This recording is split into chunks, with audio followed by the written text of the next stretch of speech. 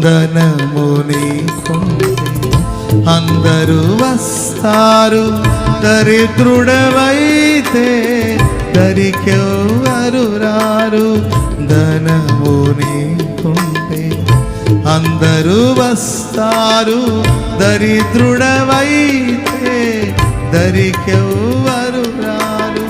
ఎవరిని నమ్మినా ఫలితము లేదురా. యేసుని నమ్మితే మోక్షం ఉందిరా. యేసుని నమ్మితే మోక్షం ఉందిరా.